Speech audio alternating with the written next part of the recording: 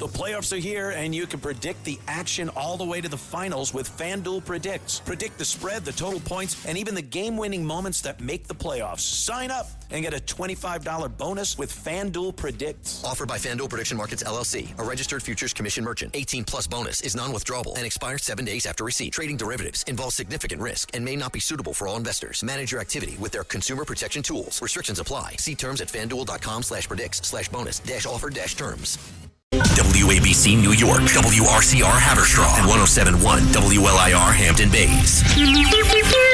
It's the 77 WABC News Hour. Talking the news with Noah Layden. All the news you need to know with Joe Nolan, traffic, Justin Ellick, sports. And now, Talking the news with Noah on 77 WABC. Oh, yeah, that's me. Good morning. It is Wednesday, May 27th. Your forecast from the 77 WABC Weather Center. Cloudy day on the way, the high 83. Tonight and overnight, mostly cloudy, low 63. And then tomorrow, sunshine in the morning, showers in the afternoon, high 77. If you're walking out the door with us right now, 63 and cloudy in Mount Ivy up in Rockland. It's 62 and cloudy in Sparta over in New Jersey. And it's 65 and cloudy right outside our Midtown studios. This is the Top 5 at 5. Protests continue outside of New Jersey Immigration Detention Center.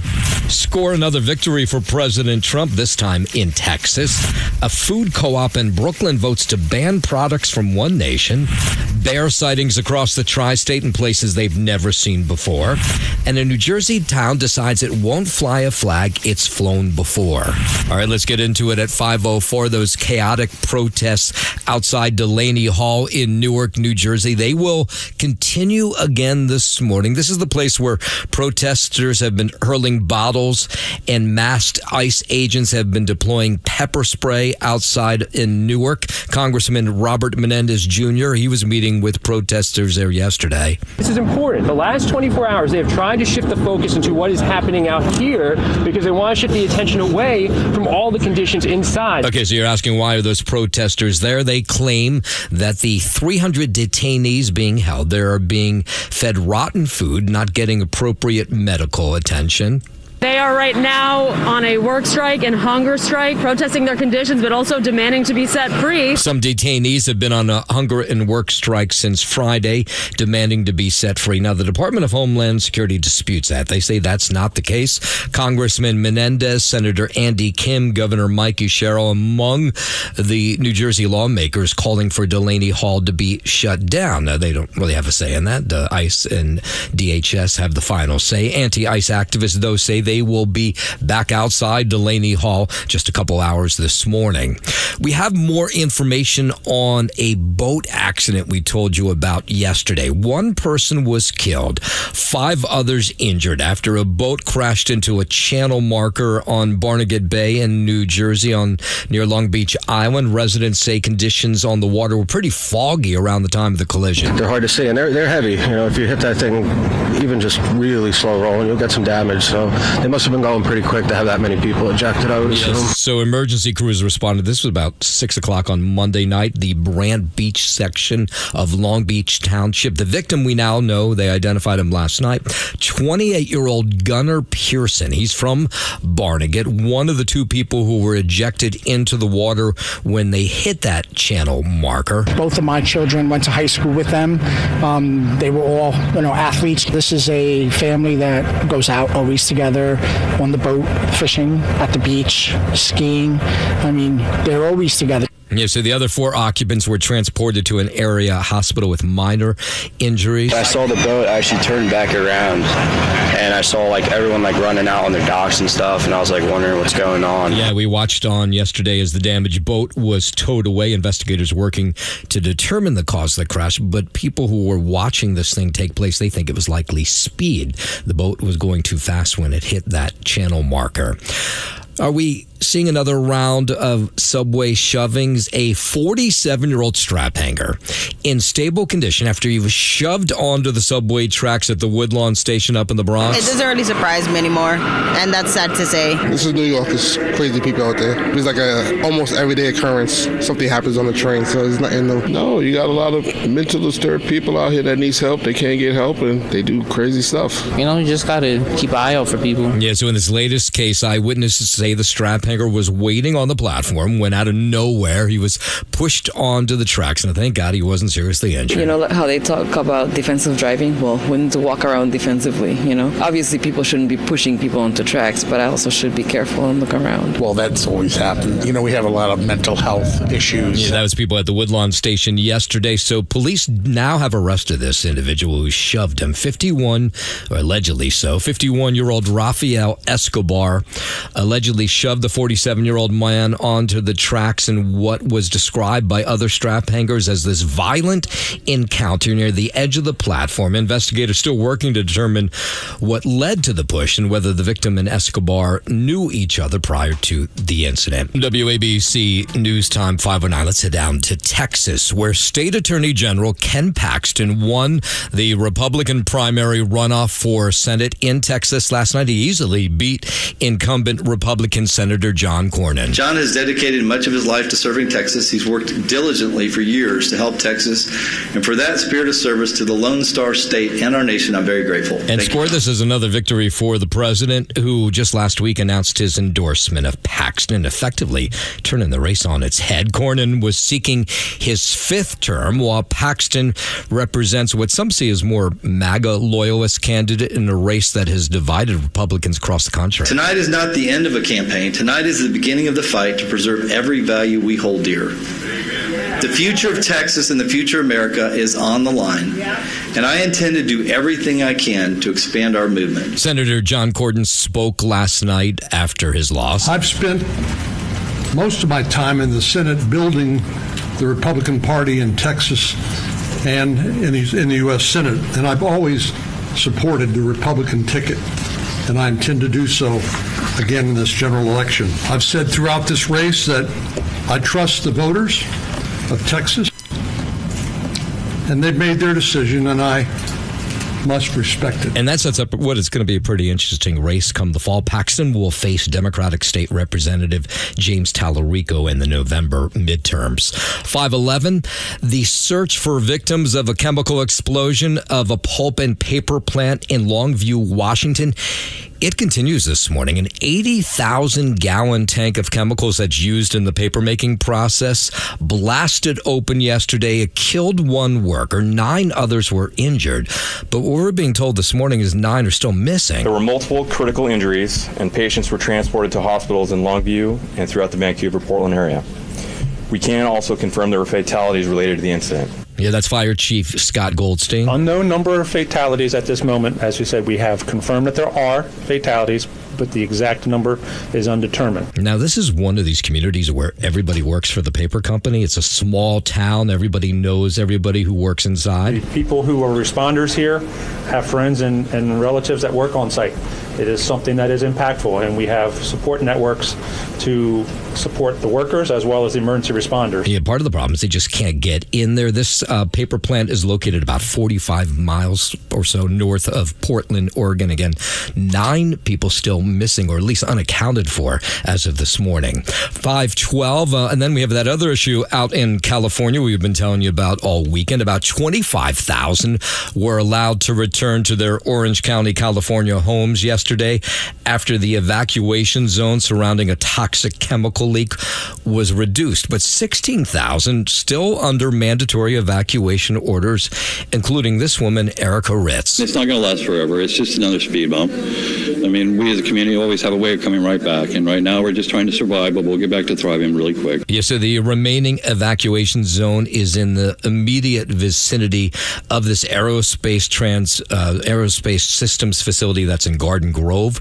The 34,000-gallon tank at the center of the ordeal is holding this highly flammable industrial chemical used to make acrylic plastics. And they were worried all weekend long this thing was going to explode. Now, that's not going to happen. happen. But they still have to monitor this thing, and that's why 16,000 unable still to go home today. What if we do go back home and the chemicals are still in the air? And what about our pets? I mean, that's my biggest concern is my pet. People have lots of worries like that. 5:13 while we're up in California. Accusation now of illegal campaigning in the race for mayor of Los Angeles. Hello, everybody! Spencer Pratt says this video posted by LA Mayor Karen Bass shows her violating election law. In it, she drops off her mail-in ballot while supporters cheer. Pratt, who's running against her for mayor, says she's illegally campaigning within 100 feet of a polling location and has filed a formal complaint with the city and state. On X, Bass writes that Pratt is just mad because his supporters are, quote, AI cartoons and hers are real Angelinos, adding that she follows the rules. I'm Jason Nathanson. 5:14, let's go overseas. Iran threatening to retaliate against the U.S. after Monday's strikes against Iranian missile launch sites and other targets that were described as self-defense. Correspondent Chris Pallone reports it comes as those diplomatic efforts for a peace deal continue. Even as the U.S. conducted new defensive strikes in southern Iran overnight, talks to end the war continue. President Trump posting that negotiations are proceeding nicely and that the end result will be a great deal for all or no deal at all. Secretary of State Marco Rubio says the U.S. is continuing to work towards that peace deal with Iran, and he's hopeful it'll happen. Marco Rubio told reporters on Tuesday that Iran needs to open the Strait of Hormuz, adding that it will happen one way or another. He said what's happening there is unlawful, it's illegal, it's unsustainable for the world, it's unacceptable, he said. That's correspondent Mitch McCann. Hours after U.S. defensive strikes in Iran, Iran's supreme leader released a statement saying that countries in the Middle East will not serve as shields for American bases, adding that America will no longer have a safe haven for mischief and the establishment of military bases in the region. Now, the good news is the two sides, through a middleman, are still talking, but no peace deal just yet. In a moment, we'll talk Ebola and the worries that Ebola cases are spreading. We'll get into that in just a moment. But first, 5:15, let's head over to the 77 WABC Sports Desk. Good morning, Justin Ella. Good morning to you, Noam Layden. Start here on the Diamond out in Kansas City. Yankees, they went roughshod. Club's 6 home runs, and every starter in the lineup had at least 2 hits for the first time in franchise history, sending New York to a 15-1 rout of Kansas City and their 12th consecutive win over the Royals. Amid Rosario homered twice, and Cody Bellinger, Anthony Volpe, Trent Grisham, Jazz Chisholm Jr. also went deep for the Yankees, who have hit a league-leading 82 home runs this season. The Yankees finished with 24 hits against Kansas City, their most since a game against Baltimore on July 30th of 2011. Cam Schlittler allowed his 3rd homer of the year, a solo shot by Bobby Witt Jr., but a little else over 6 innings. It was the 7th time in his last 8 starts that Schlittler allowed one earned run or fewer, and he struck out 6 without issuing a walk. Up next for New York, Garrett Cole makes his 2nd start of the season in tonight's finale against the Royals, with the Yanks going for a series sweep. First pitch from Kansas City is scheduled for 7:40 p.m. in Queens. The Mets lost 7-2 once again to the Reds in the second of a 3-game set against Cincinnati, extending their losing streak to 5. New York is now 11 games under 500, tying a season high. They've scored just 6 runs and collected 25 hits during the losing streak, their second longest of the season behind that 12-game skid from April the 8th to the 21st. Starter David Peterson gave up 6 runs and a career-high 11 hits with 3 walks and 4 strikeouts in 5+ innings. Up next for the Sliding Mets, Huascar Brazoban will serve as an opener for the Mets in tonight's series finale. The Mets trying to avoid a series sweep. They'll have Jonah Tong available on 4 days rest for bulk relief duty thereafter. First pitch from Citi Field is scheduled for 7:10 p.m. Let's head to the hardwood. Last night in San Antonio, Western Conference Finals, Thunder beating the Spurs 127-114 in Game 5 there. So OKC jumps out to a 3-2 series lead, and of course the winner of that Western Conference Finals series will meet our New York Knicks in the NBA Finals starting next week. And let's recap. Who are you rooting for? I mean, listen, man, you watched that Thunder team last night. Not sure they match up the Knicks, that is, as well with the Thunder as they might with the Spurs, obviously. So we want the Spurs. I would want the Spurs. Yeah, I think so. And that's not knowing a whole lot about either of these teams other than the fact that they're good enough to get to the Western Conference Finals. I think if you're looking at the Thunder, they're a more complete team than the Spurs. Spurs obviously have a great player in Victor Wembanyama and a few other good supporting guys, but other than that, I think the Knicks do match up a little bit better with the Spurs. All right, well, then I'll root for the Spurs. There you go. And they're going to have to come down now from 3 games to 2 in deficit. On the ice last night in Las Vegas, the Golden Knights edging out the Avalanche 2-1. So they win the Western Conference Final in Game 4. Vegas sweeps that series 4-0. They advance to the Cup Finals for the 3rd time in 9 years. How about that from the Golden Knights? And tonight on the ice, 8 p.m., Hurricanes and Canadiens will pick up their Eastern Conference Final. Game 4 there, Carolina leading that series 2-1, so you won't see that wrap up tonight either. That is your Sports Know, man. I'm Justin Ellick on 77 WABC. WABC News Time 520. You have some health experts telling us, don't we be worried about what's happening in Africa with Ebola and the outbreak there. And then others are telling us to be worried, so you don't really know who to believe. Now, the head of the World Health Organization says medical responders are trying to play catch up with the deadly outbreak in Central Africa. Correspondent Molly Hunter reports that he's headed now to the Democratic Republic of Congo, where the outbreak is at its worst, right? Red Cross workers now going door to door, sharing information about how the disease is spread. Volunteers in hazmat suits supervising burials. But attacks on healthcare facilities, ongoing conflict, and mistrust in the community, all obstructing the response. Now, the virus so far has killed at least 220 in the DRC, with neighboring countries at risk. There are now at least 7 suspected cases in neighboring Uganda. This, of course, as we all get ready to gather for the World Cup. Doctors have a tough job ahead of them. As the WHO chief prepares to visit ground zero of the Ebola outbreak, Dr. Tedros issued a stark warning. At the moment, he said, the epidemic is outpacing us. With suspected cases now topping 900, he's traveling to the Democratic Republic of Congo today. And that's as here in the U.S., they're trying to hire more workers at the airport to look and watch for people who are coming from these countries to make sure they don't get in, and obviously make sure that they don't come in with Ebola. 522, let's go down to Washington, where the Trump administration is pushing to make E15 ethanol gas blend year-round, and it's getting pushback in Washington. The whole idea by making it year-round is a cheaper grade.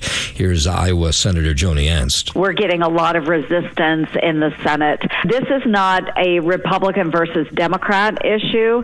It most certainly is an oil refinery versus ethanol producer issue. President Trump has ordered the EPA to drop the E15 restrictions this summer because of the high gas prices, but so far Congress has been unable to get a permanent year-round E15 bill passed. Vice President J.D. Vance talking about his efforts to reduce fraud in government, held a press conference yesterday. We're protecting the American taxpayers who shouldn't have their money stolen by fraudsters. And of course, we're protecting the people who need these services. It was more like of a roundtable, I guess, than a press conference at the White House. Vance updating efforts to combat rampant fraud, saying investigators have uncovered schemes to siphon $20 billion in taxpayer funds. Most of these schemes, he says, involve healthcare services, including Medicaid and hospice agencies. All of our fellow Americans have been taken advantage by fraudsters, and the task force is here to stop it. This is people who rely on critical services, students who rely on student loan services, sick people who rely on hospice care. And of course, none of that seems surprising. The vice president was tapped by President Trump to head up the White House anti-fraud task force. 524 down to Tennessee, where defense attorneys who represent convicted killer Tony Carruthers are asking Tennessee Governor Bill Lee to pause all executions in that state now. It was absolute agony from an emotional standpoint, and then it became physical. So once it became clear that they were unable to establish access, I leaned over to the warden and I asked him, how long are you going to let this go on? And he said, until they tell me to stop. That's a representative with the ACLU. She's talking about Carruthers' execution last week. This is the story we told you about. They halted it after they were unable to find a vein for his lethal injection. So Governor Lee, after this, they closed the curtains. Initially, they're trying to find a vein. They have a crew that watches these executions. Then they realized they could not find a vein. They tried for an hour, maybe an hour and a half. After that was all over, Governor Lee granted a 1-year reprieve for Carruthers, who, by the way, if you heard his story, you would say he deserves the death penalty. They continued. They searched his feet. They searched his hands. I lost count of how many times they poked him. I certainly hope that the department kept the number of syringes that they used, because I can still hear the clinking in the receptacle, and it was a lot. Yeah, Carruthers was convicted for the 1994 kidnappings and murders of 3 people, but several groups have wanted his case to be reopened. And now that he wasn't put to death, they're going to try to do that. So it is my strong hope that the next thing I hear from the Attorney General or from the governor is we are going to allow the DNA testing that we have been fighting against for so long. Yeah, they want to use new DNA testing technology. One of the people who is an advocate for Carruthers is Kim Kardashian. 525, the Iowa Democratic Party wants the first-in-the-nation caucus status back again. The delegation will make an in-person pitch to the Democratic National Committee this afternoon in D.C., asking for changes in time for the 2028 presidential elections cycle. Of course, in years past, all eyes were on Iowa. Every single candidate would go there ahead of the caucus. They say this pitch will be a simple one. There was certainly a group of folks who said, we just want to do it the old way. And I just don't think that's going to work in today's world. But there's a much larger group of folks that said, show us a better way. And we think that's what we have this time. That's Scott Brennan with the Iowa Democratic Party. The Democratic National Committee took the historic status away back in 2023, and now Iowa wants the eyes back on them because, well, it's a big deal when everybody goes to Iowa for the caucus. They gave it away 4 years ago. I hope they can gain it back. But here's the thing. They're going into a situation where they're at a disadvantage. Some of that they've created themselves. Some of it is just the anti-Iowa bias that the DNC has. Yeah, Iowans saw it as a slap in the face when that caucus, or at least First in the Nation caucus, was taken away from them. Download the 77 WABC mobile app now. Get the latest news and information. Listen to your favorite shows and podcasts anywhere you go. Available now on Google Play and in the App Store. Talk Radio 77 WABC. It's the 77 WABC News Hour. Talking the news with Noam Laden. All the news you need to know with Joe Nolan, traffic, Justin Ellick, sports. And now, Talking the news with Noam on 77 WABC. Yes, that's me. Good morning. It is Wednesday, May 27th. Your forecast from the 77 WABC Weather Center. Cloudy, day on the way, the high 83. Tonight and overnight, mostly cloudy, low 63. And then Thursday, sun in the morning, showers in the afternoon, high 77. If you're walking out the door with us right now, so happy you are, 63 cloudy in Mount Ivy up in Rockland.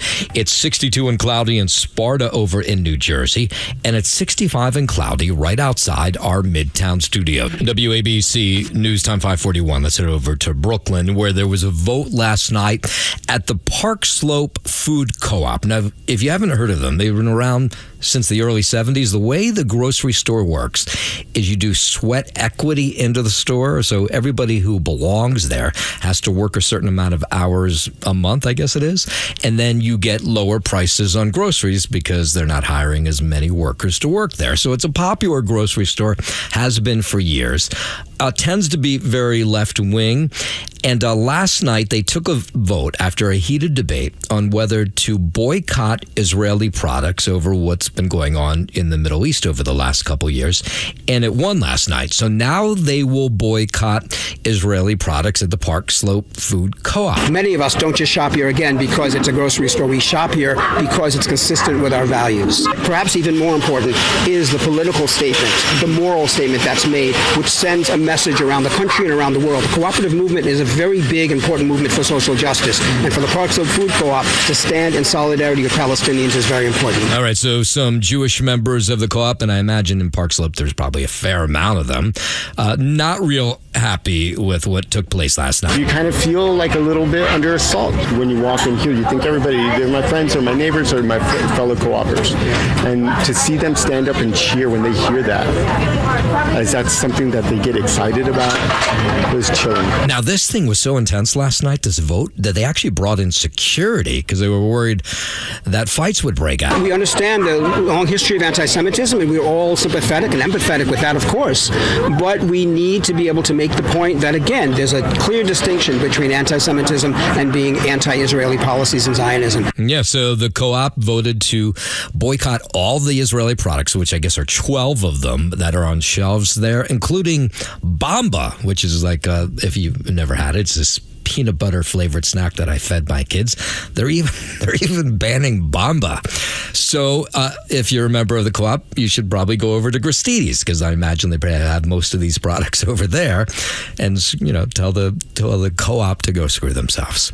Protesters were gathering outside Mayor Mamdani's residence at Gracie Mansion yesterday, accusing him of failing to protect Jewish New Yorkers. It's this group called End Jew Hatred. They had like 27 speakers yesterday sounding off against the mayor. Our ultimate goal is for Zoran Mamdani to be removed from office. You can't pick and choose what you call out. You can't call out swastikas, but then not call out a Hezbollah flag being waved and Zionists must fall being chanted. Now, earlier this year, the Anti-Defamation League sounded the alarm on Jewish hate, saying there were almost 7,000 anti-Semitic incidents nationwide last year. New York ranked number one for the most incidents, more than 1,000 here.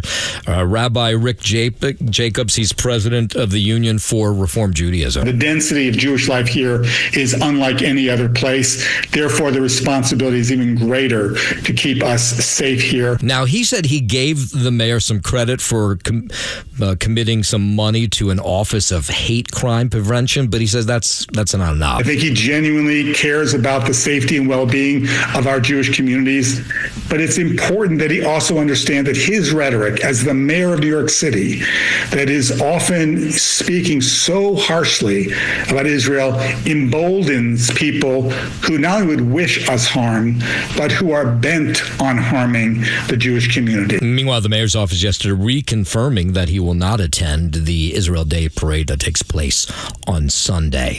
In a moment, we'll tell you about how crazy Nick Fever is getting. People, of course, who didn't even follow basketball now wearing jerseys. We'll get into that in just a moment. But first, 5:45, let's head over to the 77 WABC Sports Desk. And here's Justin Ella. Thank you, Noam Laden. Sports sponsored by Pete Morgan and Peerless Boilers. Go to peerlessboilers.com to find a deal near you. Peerless Boilers, the world's best built boilers. Start on the diamond in Kansas City. The Yankees clubbed 6 homers, and every starter in the lineup had at least 2 hits for the first time in franchise history, sending New York to a 15-1 rout of Kansas City and their 12th consecutive win over the Royals. Ahmed Rosario homered twice, and Cody Bellinger, Anthony Volpe, Trent Grisham, and Jazz Chisholm Jr. also went deep for the Yankees, who have hit a league-leading 82 home runs this season. The Yanks finished with 24 hits against Kansas City, their most since a game against Baltimore on July 30th, 2011. Cam Schlittler allowed his 3rd homer of the year, a solo shot by Bobby Witt Jr., but little else over 6 innings. It was the 7th time in his last 8 starts that Schlittler allowed 1 earned run or fewer, and he struck out 6 without issuing a walk. Up next for New York, Garrett Cole makes his 2nd start of the season in tonight's finale against the Royals, with the Yanks going for a series sweep. First pitch from Kansas City, scheduled for 7:40 in Queens. The Mets lost 7-2 once again to the Reds in the second of a 3-game set against Cincinnati, extending their losing streak to 5. They're now 11 games under 500, tying a season high. They've scored just 6 runs and collected 25 hits during the losing streak, their second longest of the season, behind that 12-game skid from April the 8th to the 21st. Starter David Peterson gave up 6 runs in a career-high 11 hits with 3 walks and 4 strikeouts in 5+ innings. Up next for the Mets. Huáscar Brazaban will serve as an opener for them in tonight's series finale, with the Mets trying to avoid a series sweep. They'll have Jonah Tong available on 4 days rest for bulk relief duty thereafter. First pitch from Citi Field is scheduled for 7:10 p.m. Checking on the hardwood last night out in Oklahoma City. Western Conference Finals picking up with Game 5. Saw the Thunder beat the Spurs 127-114. So OKC now leading that series 3-2. And of course, the winner will meet our New York Knicks in the NBA Finals starting next week. And on the ice out in Las Vegas, Golden Knights taking care of the Colorado Avalanche 2-1 last night. And they complete the series sweep in the Western Conference Finals, advancing to the Stanley Cup Finals for the third time in 9 seasons. And they'll meet either the Hurricanes or the Canadiens there. That Eastern Conference Final picks up tonight with Game 4 at 8 p.m. Carolina leading the series, currently 2-1. That is your sports, sponsored by Pete Morgan and Peerless Boilers. Go to peerlessboilers.com to find a dealer near you. Peerless Boilers, the world's best built boilers. And I'm Justin Alec on 77 WABC. WABC News Time 5:50. A blood emergency issued in New York and New Jersey ahead of the World Cup. Both the New York Blood Center and the New Jersey Blood Services saying they're down to less than a 2-day supply of blood right now. Type O, the universal type used in emergency care, is down to less than a 1-day supply. We see a lower amount of blood products available to the hospitals, while the hospitals don't stop. When someone is able to come and donate, that is one of the most simplest and most direct ways to help save lives among your own community. Yeah, so it's always a big concern during the summer, the blood supply, when donations always fall as hospitals get more crash victims who need blood. But blood bank officials are a little more worried this year because there's going to be this surge in tourism because of the World Cup matches in our region, and they say that could increase demand. Of course, you can always donate. You just have to be 17 or older. I think 16 or older with the parents' permission, and usually, you walk away with a free glazed donut. Knicks fever has taken over the city as they head to the NBA Finals. Everybody is a Knicks fan now. The NBA store, which is in Midtown, it was packed yesterday with New Yorkers buying Knick gear. I'm happy for them, man. And I'm rooting for them. So that's why I'm here. I think we actually have a legit shot to win the whole thing this year. Now that we're winning, we're going to win the whole thing. I can feel it. He can feel it. I also bet on the Knicks to win at the beginning of the season. So I'm sitting pretty right now. I'm sitting very pretty. Yeah, I don't believe that. Knicks fans will have places to gather to watch their team in the finals. Mayor Mamdani says there will be watch parties throughout the city, though he hasn't announced exactly where they'll be. We're looking forward to making sure that it is a time for New Yorkers to celebrate. It's a time where they're also safe, and we're going to have a number of different kinds of watch parties, and we'll get back to you as we keep going through those plans. Yeah, so the NYPD is no longer issuing... What's that? I wish you wouldn't talk about the Knicks. Well, of course he's going to talk about the Knicks. I mean, that's the greatest thing he can talk about. The whole city's a Knicks fan as a now. Lifelong Knick fan, a real Knick fan, there for the horrible days for 50-plus years, Mamdani's a liar. Are you going to be able to enjoy it if the Knicks win the finals? Because he's going to be the MC for the parade. He'll be the guy. He'll be in the parade when ticker tape's falling down in the Canyon of Heroes if they win. And then he'll be the guy who gives everybody the key to the city, all the members of the team, the key to the city. It'll be nauseating. I will boo him every step of the way. I really will. And I'll make it loud. It's not going to ruin the Knicks. 53 years. All right, so if... I was 6 years old the last time this team won an NBA championship, so he's not going to ruin it for me. But he certainly puts a damper on it. How could he be the MC? Yeah, he'll be the one that'll say, he'll be at the very head of the parade. At City Hall. He'll be the one. They have that ceremony at City Hall. It's the mayor. It's going to be Breen. Has to be. Well, Breen will be there too, but he's the mayor. Breen doesn't have the key to the city. No, I know that, but he'll introduce the mayor. He may introduce the mayor, then the mayor will take over. But the Either way, the mayor's going to have a large presence at that parade if the Knicks win. Of course he is. Every mayor does that. But introducing the players. That doesn't matter to me. He'll have a large presence. He may be right. Breen may introduce the players, but either way, to Noam's point, Mayor Mamdani will have a large presence at that parade, and that's going to be very tough to watch. Okay, so let me ask you this. Let's say the Knicks organization asks you to be on a float in the parade, and you know that Mayor Mamdani is definitely going to be on a float because he's the mayor of the city. Will you go to the parade? Be on the same float as Mamdani? No, and I'll even put you on a different float. Different float, yes, but I'll never go on the same float as Mamdani. I don't care if that float's got Jalen Brunson, Bernard King, and Patrick Ewing. I will never go on the same float as Mamdani. Okay. Right. I hate the guy.